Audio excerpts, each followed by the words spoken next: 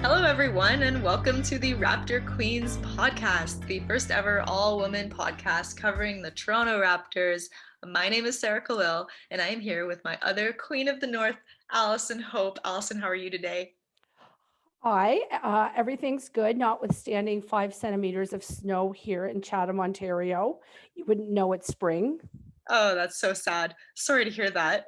Um, yeah, it's really beautiful here in Vancouver, but I guess both of us are going through third wave COVID, so that's fun. Anyway, welcome back to all of our listeners. It's been a long time since we last reported a podcast. Various reasons that we couldn't record, but in any event, we're back, and so much has happened since the last time we recorded. So what you're going to get today is a little bit more of a um, big picture conversation of the last 2 months of the Raptors season, which actually makes for an interesting story when you put it all together. So since the last time we recorded, the Raptors went on the longest losing streak in franchise history, 9 games. They won only one game in all of March. The trade deadline came and went.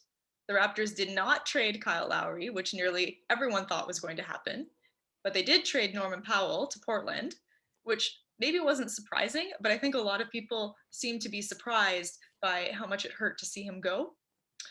In return for Norm Powell, the Raptors brought in Gary Trent Jr., who seems to have breathed new life into the Raptors.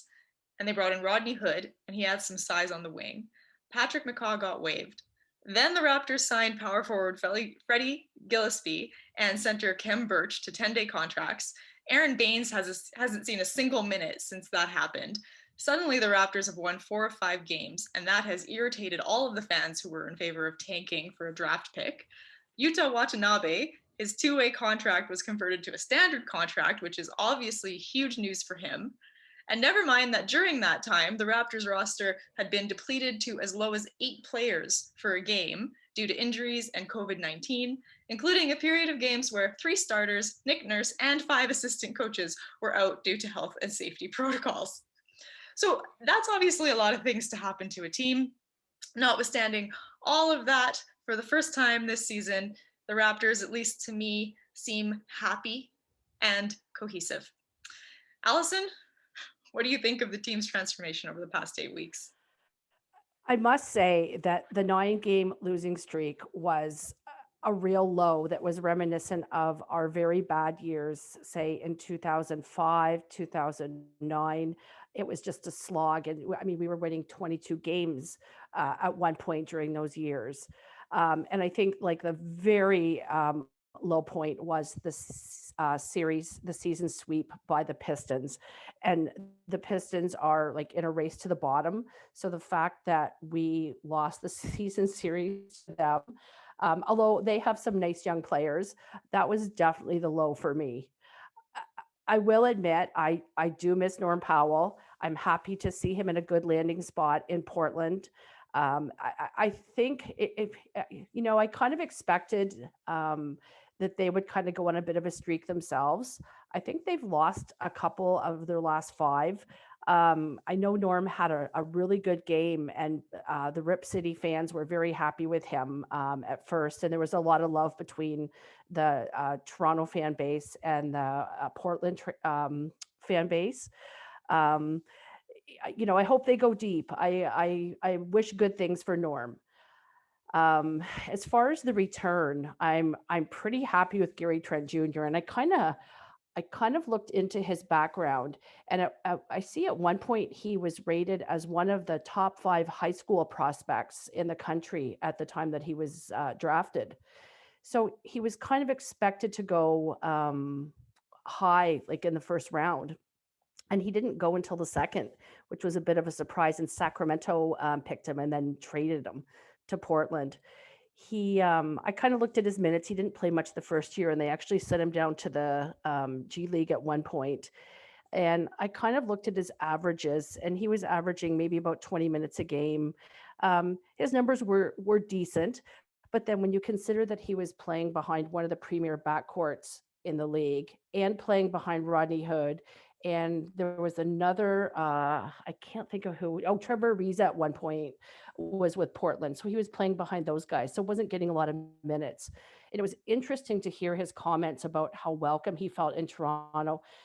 And I don't think I'm quoting this correctly, but how he felt valued by the coaching staff or something to that effect.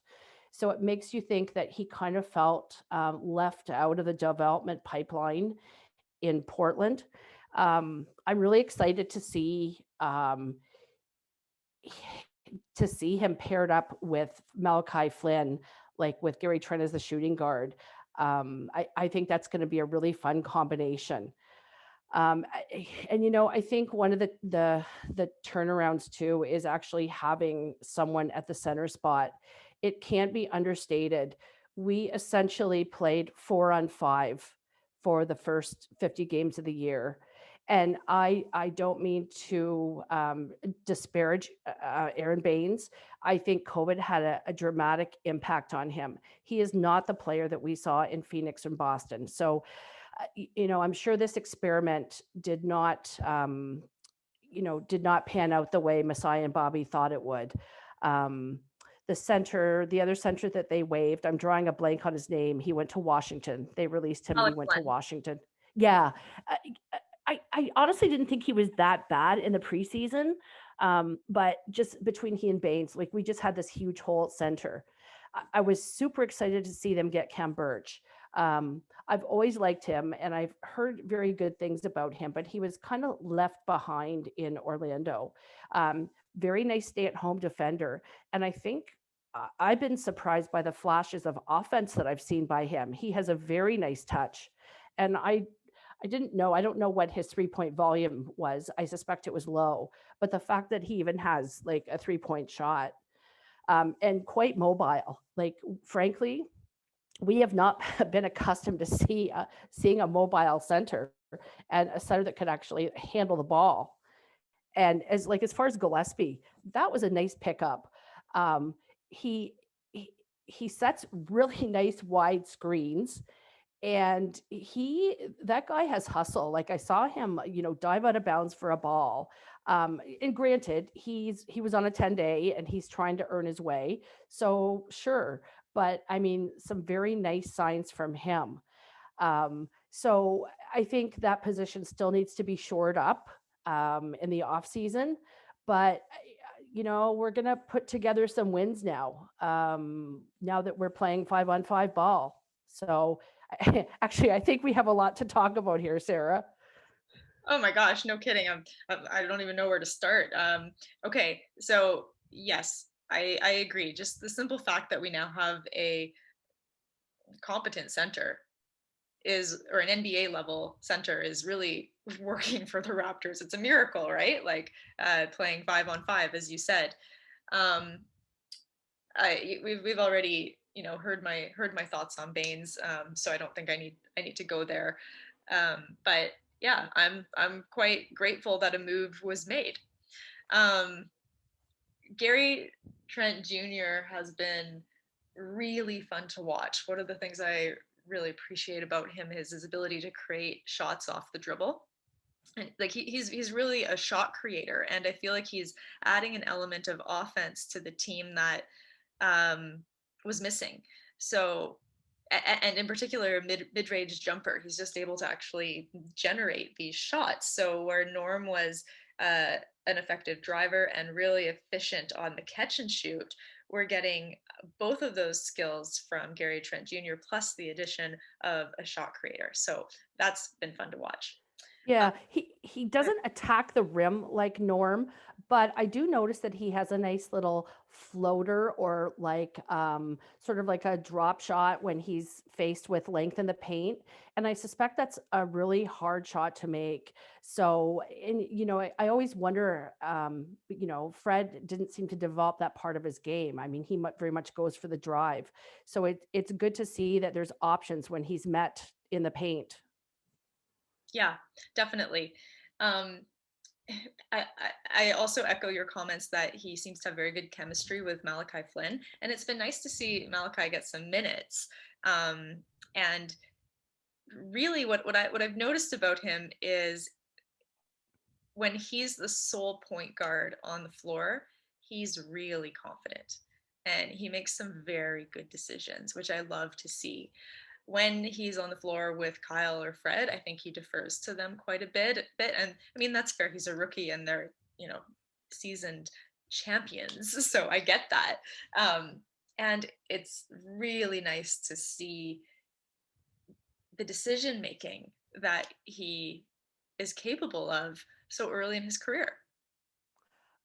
You're right, and I really like the way he probes into the paint on his drives and then pulls out again, like he's just looking for openings and looking for coverages.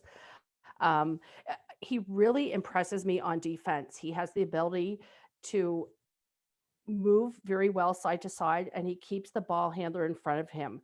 What he doesn't have in length, he makes up for in quickness. Like, he's very sound defensively. I think his shot's going to come.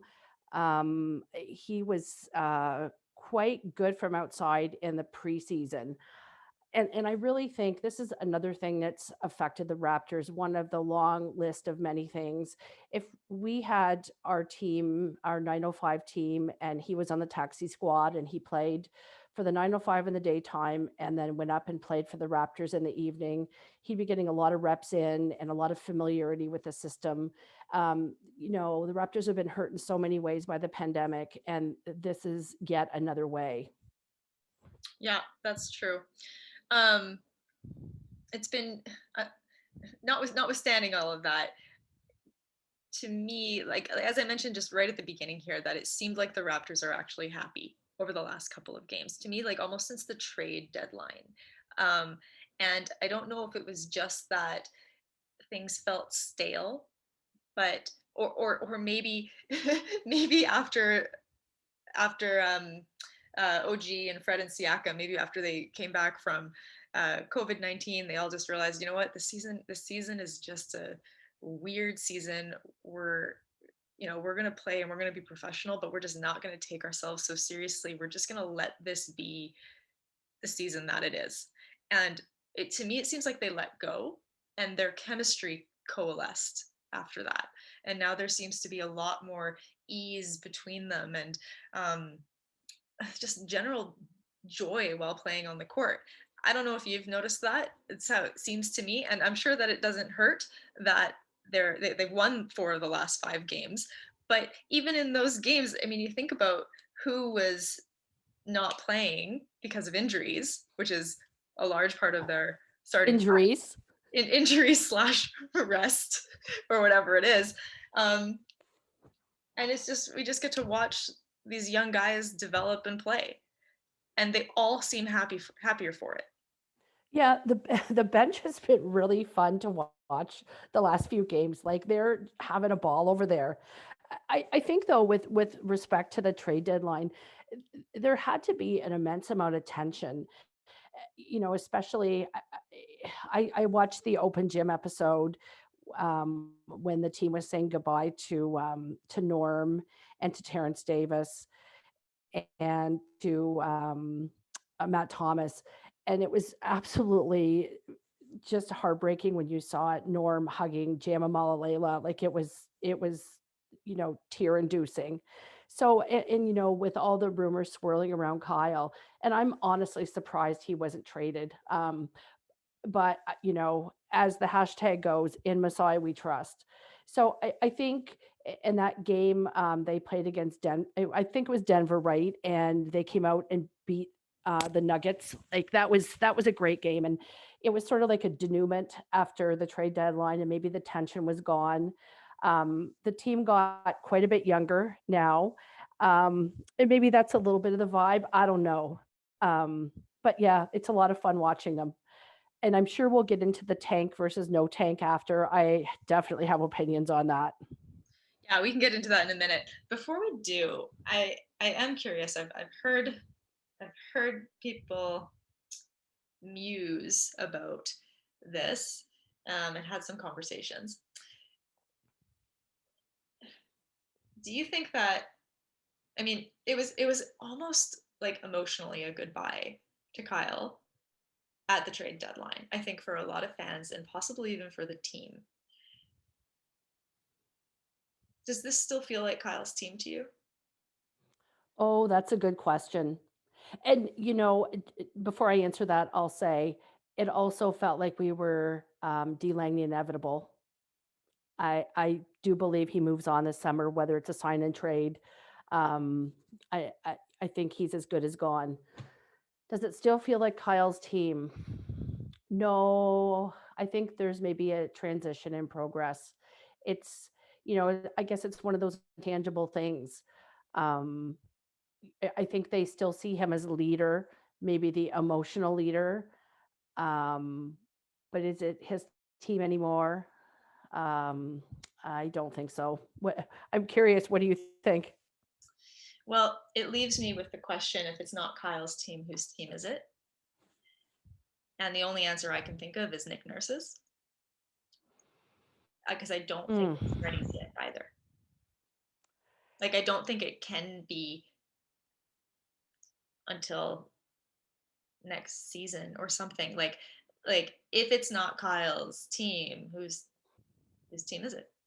Yeah, that's a good question. I mean, I I think OG's kind of a guy they coalesce around.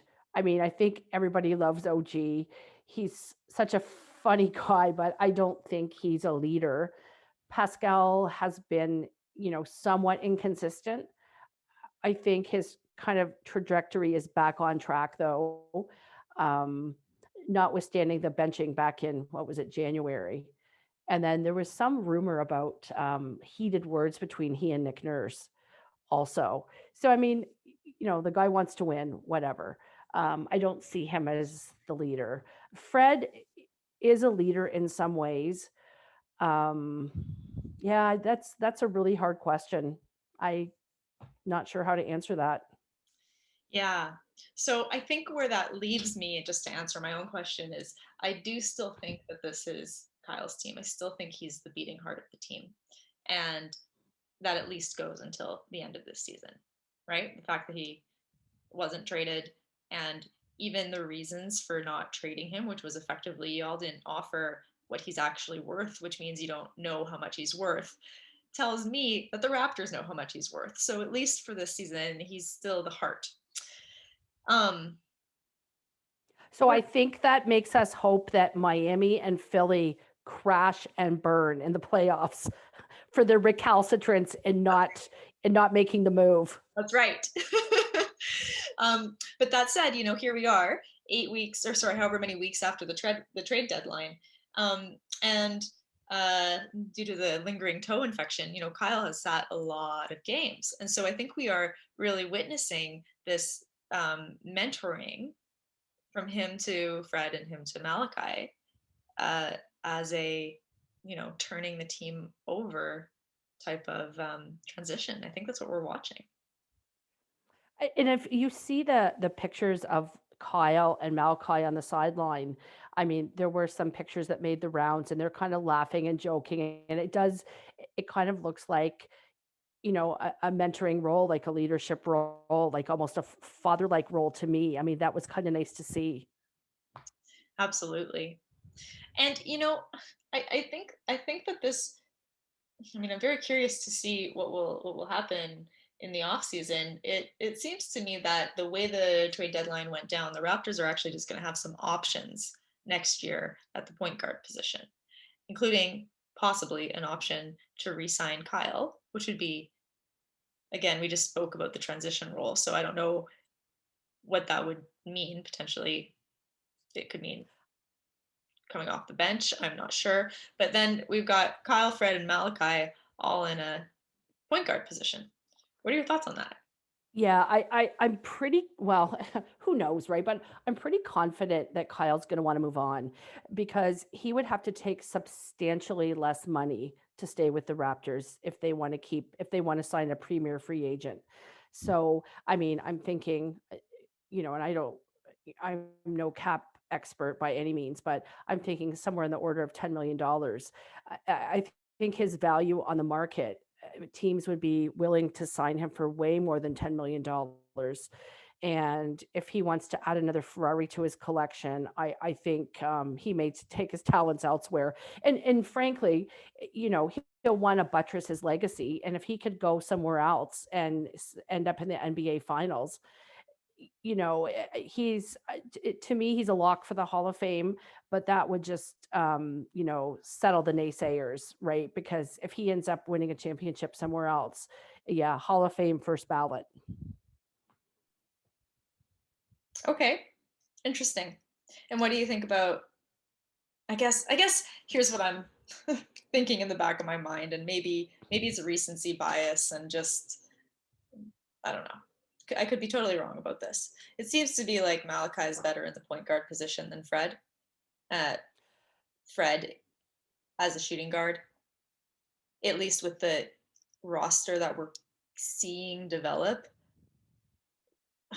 I'm just not sure. Like I feel like some pieces don't fully fit. And I know that they haven't had time to really play together and um I don't know, just like figure out who they are for this end of the season and then even moving into next season. But I'm looking at some people who have some really interesting chemistry, young guys. Malachi Flynn, Gary Trent Jr., who I think is a natural number two. Um, OG and Siakam, and I'm wondering where Fred fits. Yeah, the paradox about Fred as a point guard is that he is a point guard. He is a shooting guard in a point guard body. So he's made great strides in playmaking. But we were well reminded of the limitation of running a small two guard lineup against the Celtics last year when their length just killed us. To the extent that I was thinking even Pat McCaw would help out here with some length. So, yeah, Fred is a bit of a round peg in a square hole, but I like his work ethic. He's a very intelligent guy. He's, knockdown shooter, um, aside from the last few games because I'm sure the impact of COVID. He adds immense value to the franchise, but he would have to be paired up with another point guard of length to play at the shooting guard position because we just can't have 2 6-foot point guards. That's kind of the way I see it. Mm, yeah, and I I do not want to play against him. that's that's one thing, right? Like you don't want that guy defending your team. No, and it makes he's definitely made a case for himself for the all NBA defensive team for sure. I mean, those what they call blocks that are actually steals. And I mean, I know you'd made a comment before about having strong hands. Like just unbelievable how he gets in. The low center of gravity really helps and he's like lethal on the help defense down low. So it will be a shame if he's not, all NBA defense. He's earned it. Yeah, no, I agree. Anyway, these are just general musings. It's probably too early to make any kind of decisions, and honestly, there I don't know. Maybe I'm totally insane for even imagining um, a Fred trade so that Malachi could start at the point guard. Like he's still so young. He has so much to develop still. But anyway, it just seems to me like there are some moving pieces, and it's not clear yet how those pieces fit together.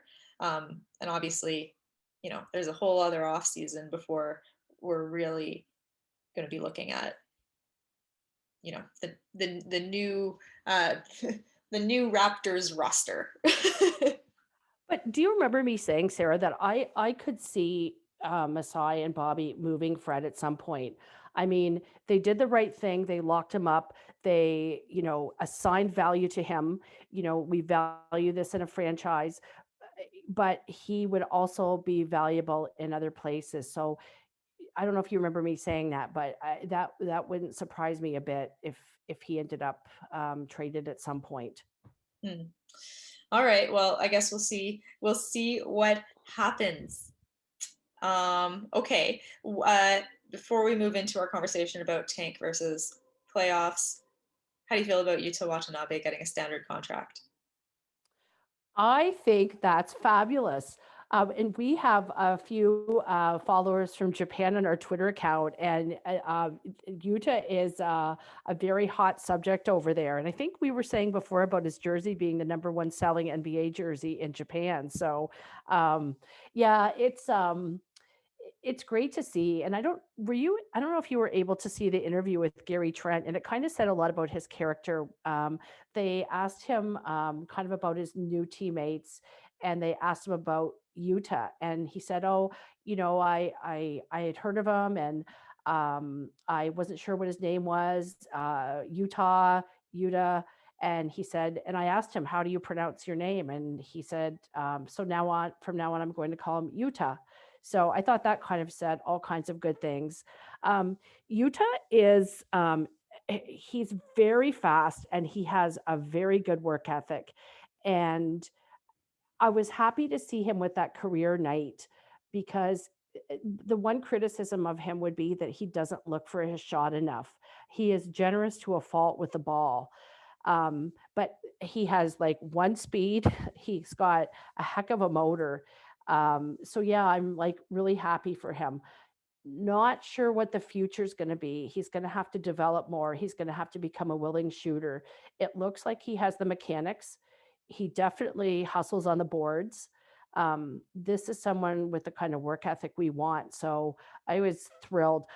I do think they mentioned that the terms weren't released, right? That's the last time I saw anything. So I'm not sure how long the contract's for. Do you have anything on that? Oh shoot, I don't remember. I think they were released. It's uh I'm not going to get the terminology right. A portion of the contract is guaranteed only. So Oh, that's right. Yes, yeah. yeah, I think it was might have been 2 million for 2 years, about 300,000 of that is guaranteed. Yeah, good I'm a for little bit him. making this up though. I think that's right. Actually, that's sounding familiar now. I think I may have night shift brain. Yeah, that sounds about right. Yeah, I'm happy for him. What Yeah. do you see that you like about him? Oh, I like how fast his feet move. Wow, that guy can dance on defense. That's what I would describe it as, like watching someone dance. And wow. Sometimes they'll have defensive possessions, and I'm astounded by how fast he can recover, um, by how quickly he makes his decisions. And yeah, he's like a dancer. Go ahead. You're right, because now that you mention that, I saw him close out and he jumped at a three-point shooter and somehow contained his momentum and landed and then came up for a contest on the ball. Like amazing body control. Like that was, if he can develop, he's definitely a keeper. Uh, oh, I agree, and so I also agree with your point about that development is required. Like, I feel like he's getting minutes on this team because of how many because of the depleted roster, not necessarily because of like I don't know that on another NBA team right now this opportunity would be presented to him. There's still so much more to see from him, but I mean, if maybe he'll be, I don't know, if a dancer can play basketball, it's going to be him. Like, let's watch this. Okay, Sarah, I have a question for you. So I've been kind of mulling over the last few days. So I'm kind of thinking in my mind, I'm pretty sure Stanley's gone. I would bet that Rodney Hood is gone. Aaron Baines is gone. So some decisions will have to be made about who to keep. And for some reason, I'm thinking if it comes down between to Bembry and Utah, who do you choose? Oh, why are you asking me this question? That's so Well, difficult. we have to put ourselves in Bobby and Masai's position because that's the cold hard calculus of it, right? I think I know. I'm curious what you think. Okay, so you have yours locked in.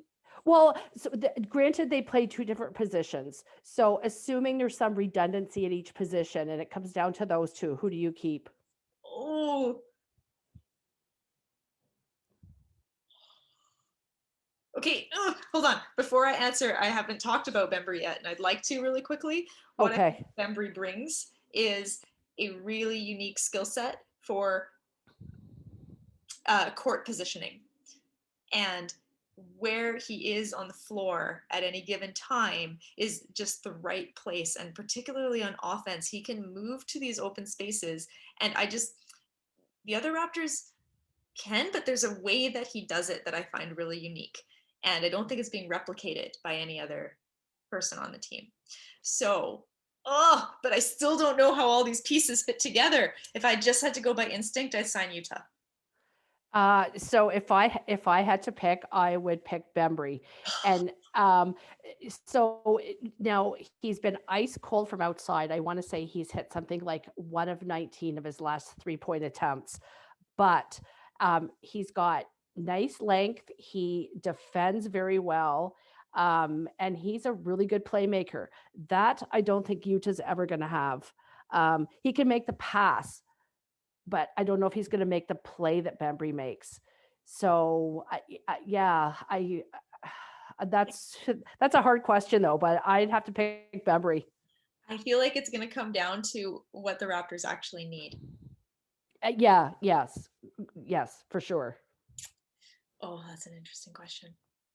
A very good one. Okay, let's move on to another question that I think people think is interesting, but I don't know if I think that it's as hard as the question you just asked. Should the Raptors be trying to tank right now, or should they be trying to make the play in? No tank, and most emphatically not. We should be trying to. The play-in is we're gonna lose in the first round. Like, what can I say? But I think it's important to set a tone for these young guys, um, and to set a goal of some sort. And it's been immensely hard, that 9-game losing streak and losing all those games. And who thought we'd be in this position, like sub 500, after having the second best record in the league last year? This has been a very rude awakening. So I think there's value in setting a goal. And it's embarrassing to tank. Um, it's embarrassing to do what Philly did and do it for 3 or 4 years in a row. And I'm a little bit annoyed by comments about, well, if we don't get in the top 3 or 4 in the draft, we're not getting anything of value. I think that's utter garbage.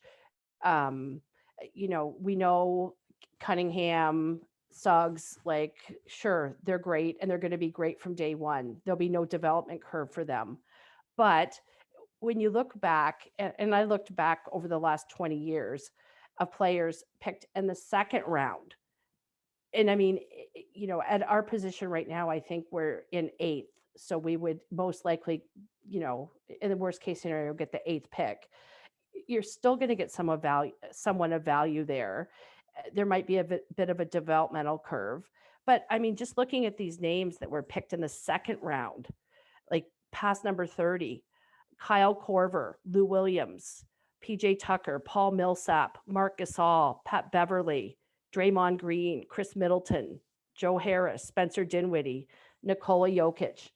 I have full faith in the Raptors organization being able to pick someone out of this draft at, say in the 8th to 10th position in the first round that's going to give us value in year one. So I think we can achieve 2 goals and we don't have to tank. That's my thought. I echo everything you said, and I don't understand losing on purpose from a team of winners. I just don't see it. I was wondering if you would disagree, but I should have known. But I was kind of secretly hoping you would play devil's advocate. Oh, really? Well, did you see my comment about having a debate with a lawyer? I should have known better. Yeah, I mean, I guess I could debate the other side, but I'm not going to. And in some ways, it seems like, the last however many games, it almost looks like the Raptors were trying to tank. And couldn't. And to me, that's all I need to know. That even with their best guys out, they still can't lose. Like they couldn't even they can't make it happen. It was like they spent the first half of the season finding ways to lose, and that was its own interesting thing. And now here they are, free to lose, and they can't do it. And yeah, okay. I will admit that every night I'm watching the scores. How's Washington doing? How's Sacramento doing? Chicago? Like, I want those teams to like win every night because it's fine if we win, but I want those other teams to win too, so we can kind of stay status quo. I mean, look at that. Last night, two of the games put us back down to 12th. So, if we end up out of the play in and we give it our full effort, that's fine. I can live with that. Me too. Absolutely. Okay, great. All right, we're going to actually move on from our conversation about the Raptors. We're going to talk about one of the hottest players in the NBA. But before we do that, in some very mm, important news, I suppose, the cop that murdered George Floyd was found guilty of murder and manslaughter today, which is obviously relevant, and it's just big news to the NBA. This was the reason that the players went on strike last year. This is, well, why they postponed their games and refused to play. So, and I know that players had quite a lot to say about it as well. Allison, you brought some of that up. Pretty much everybody had a comment on social media. LeBron just had a single word. It was all uppercase, accountability. And I kind of like Brad Beal's comment. It was just guilty AF. And then Andrew Wiggins had just the word justice with a prayer emoji. Um, Robert Covington, justice has been served, but this is only the beginning. And then Trey Young, kind of, way more work to do. So, yeah. And a couple of complete communication fails on social media. The Las Vegas Raiders put out just a horrendous tweet that I can't even bring up. And there was another one I'm drawing a blank on. Oh, the NHL's. I think the NHL's media release was the perfect definition of milk toast. Like it was so bland as to, it imparted no sense of justice or leadership. It was absolutely pathetic. Yeah, I'm trying to imagine. I imagine the players feel a lot of relief, and largely because, I mean, they already need to answer a whole bunch of questions about this. Well, they don't need to, but they're going to be asked a lot. And imagine having to answer questions if the verdict had gone another way. And yeah, I don't know. This is the correct verdict, and that is just the beginning. But Yeah, I can't. I mean, a lot of people said they were happy about it. Um, Happy for me. Uh, I can't say I was always happy about it. It doesn't bring back George Floyd's life or Breonna Taylor or Sandra Bland or any of those lives.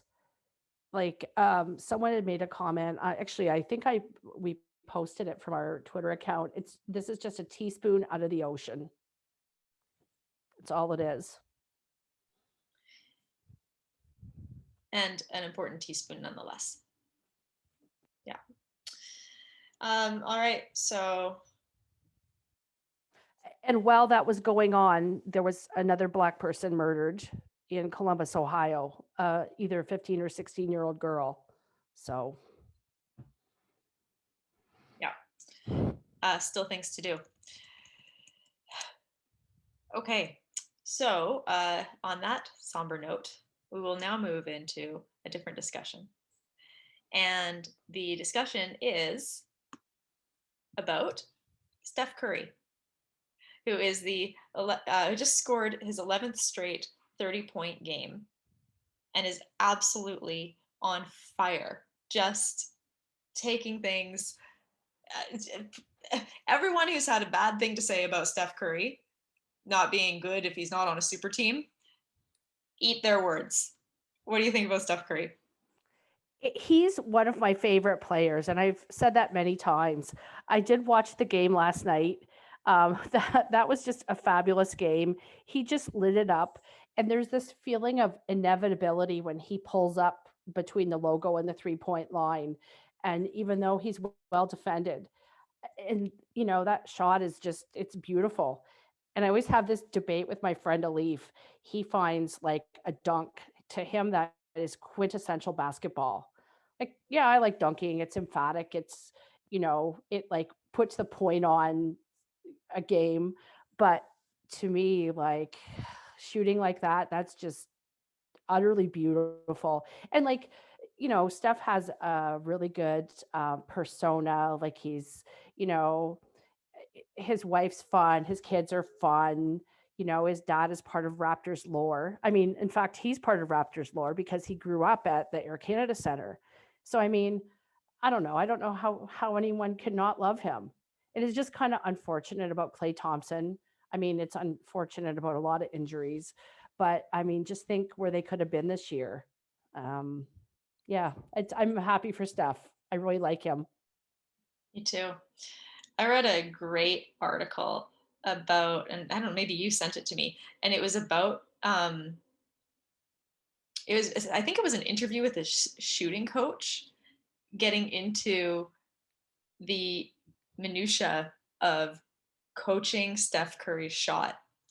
And yeah, and I guess there was this, uh, how do I describe it?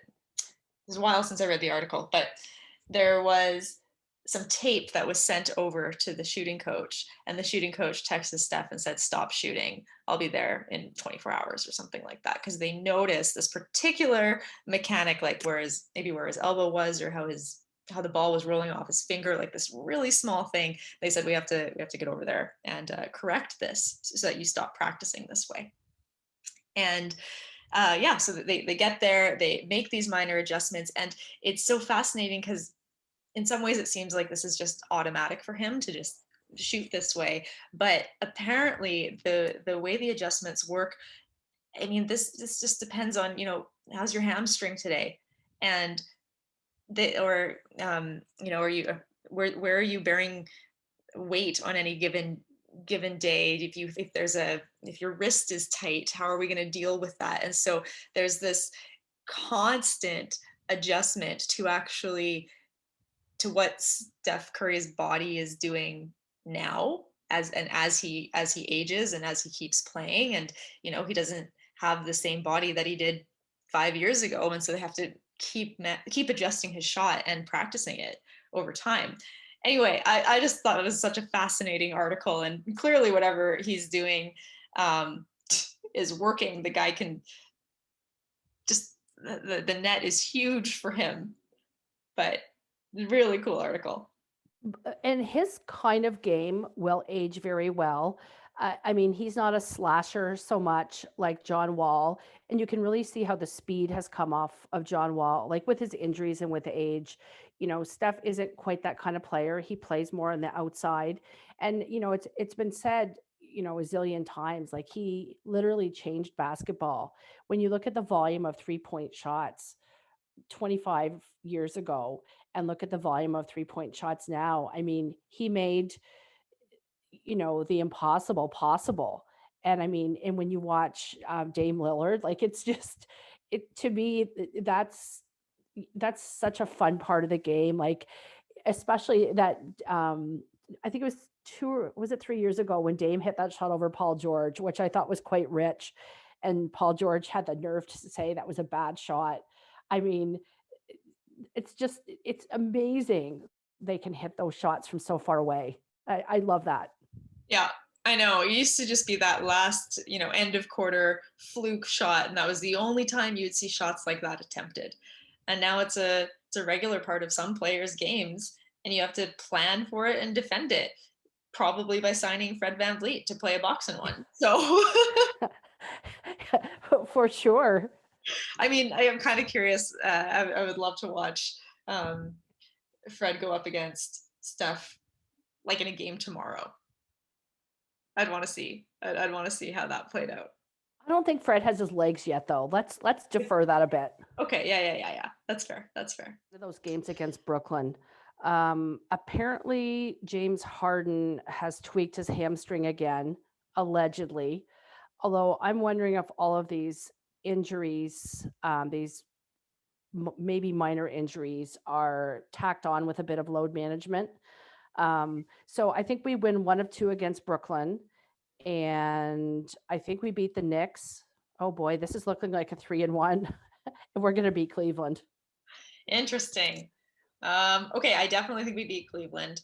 I will accept one win against Brooklyn. So far, the Knicks have actually played good against us this year. Their defense is, it really pushes the Raptors shooters out.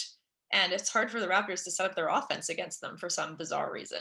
And Julius Randle has, low key MVP kind of season. Yeah. So, but we owe them one.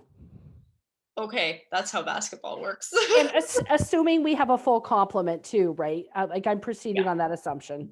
Yeah, it's hard, really, actually hard to predict. So, are we in agreement? I don't know. I actually think I'm a 2-2 and you're a 3-1. And for the first time in ever, you are predicting a higher win record than me. Oh, this is one for the history books here. It is actually. I like, whoa. What will we do? I feel like we need to somehow mark this occasion. Well, when I'm right. So my God, I sound like you. Oh, that's so funny. Okay, well, to all of our Raptors to all of our Raptor Queens listeners, to bear witness of this moment in time when Allison is the optimist and I am a pessimist. It's amazing. And that's it. That concludes our episode for this week. Thank you so much for tuning in. Here's, we won't take 8 weeks to record our next podcast. But yeah, we're really glad to be back and glad that you're here. And yeah, we'll check in. And until then, stay Raptors fans. We the North.